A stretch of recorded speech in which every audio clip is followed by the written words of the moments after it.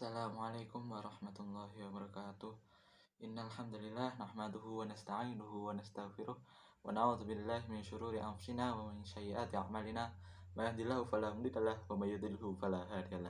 Asyhadu an la ilaha illallah wahdahu la syarikalah wa asyhadu anna Muhammadan 'abduhu wa rasuluh la nabiyya wal rasulahu ba'da. Amma ba'd.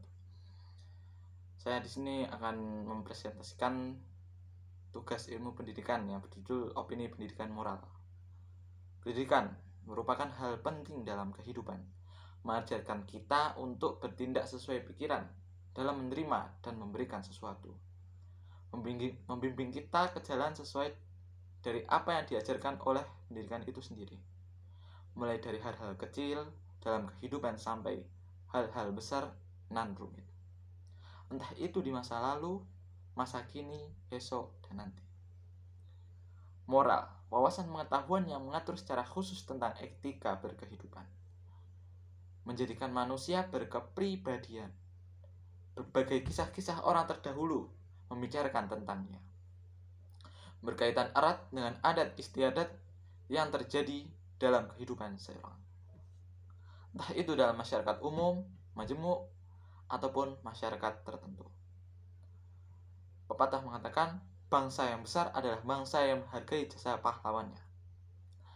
Pendidikan moral ialah salah satu jalan yang harus ditempuh untuk menghargai jasa mereka, menghormatinya dengan meneruskan jalan yang telah diwariskan, melebarkan sayap selebar-lebarnya, dan menancapkan cakar kesuksesan bersama moral dan etika yang berkelas. Berbicara tentang objek dan pelakunya, teruntuk siapakah pendidikan moral ini diperuntukkan?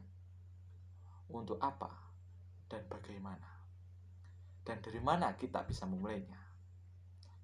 Pendidikan moral diperuntukkan oleh semua orang, dari muda hingga yang tua, teruntuk yang kaya dan berkecukupan maupun yang belum kaya, dan juga yang cantik, ganteng, sampai yang gak ganteng-ganteng amat. Asik.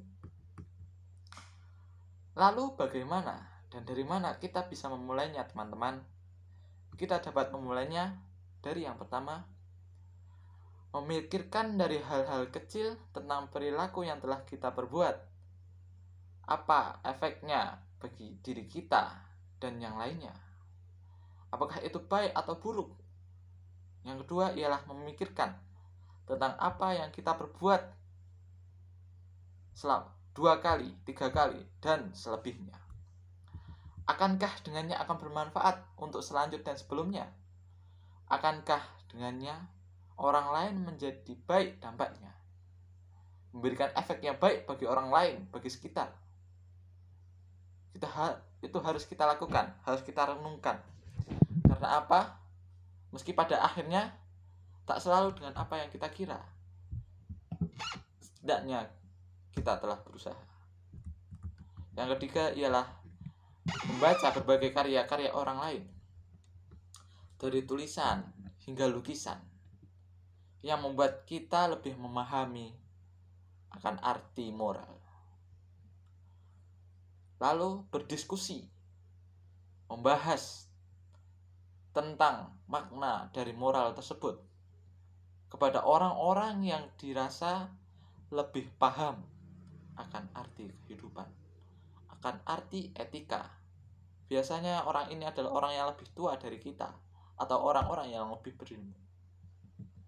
Yang kelima ialah mempraktekannya dalam kehidupan sehari-hari, bersosialisasi sesuai dengan posisi yang tepat antara perilaku dengan objek yang menerima, bersikap sopan santun terhadap masyarakat tanpa pamrih, tanpa memandang golongan. Atau dalam pepatah juga ada istilah, yang tua dihormati dan yang muda disayangi. Sebenarnya banyak sekali cara-cara yang bisa atau dapat kita lakukan dalam mempelajari, memahami, mempraktekkan pendidikan moral. Tergantung dari masing-masing, tiap personal, individu, atau kelompok. Dari hubungan sebab akibat pun kita dapat menyimpulkan mana yang moral dan mana menyimpulkan moral, dan moral itu tidak bisa dinilai dari nominal, tidak bisa dan tidak akan bisa dihitung dari jumlahnya, karena intisari dari moral menurut penulislah yang dapat menyimpulkan segala-galanya. Engkau pintar namun tidak bermoral, sama saja dengan dewan terhormat dari suatu negeri yang mewakili rakyat, mengatasnamakan rakyat, namun hanya dia sendiri yang terhormat. Dari rakyat, oleh rakyat, tapi bukan untuk rakyat. Astagfirullahaladzim. Jangan ditiru ya teman-teman. Dari hal itu semua, kita harusnya tidak lupa akan satu hal mendasar yang pentingnya, sangat penting sekali. Yang pentingnya itu urgent, yaitu penafsiran dari Al-Quran surat Ar-Ra'd ayat 11 yang menerangkan bahwasannya Allah Subhanahu wa Ta'ala tidak akan mengubah suatu kaum kecuali kaum itu sendiri yang mengubahnya. Dari hal tersebut kita bisa merenungkan bahwa segalanya itu dimulai dari diri sendiri. Dari sejak kita bangun hingga kita tidur kembali. Lalu jika kita sudah bisa merenungkan akan arti kehidupan kita sendiri, lalu mempraktekannya, barulah kita bisa mengajak yang lainnya. Mungkin cukup sekian yang dapat saya sampaikan. Kurang lebihnya mohon maaf. Wassalamualaikum warahmatullahi wabarakatuh.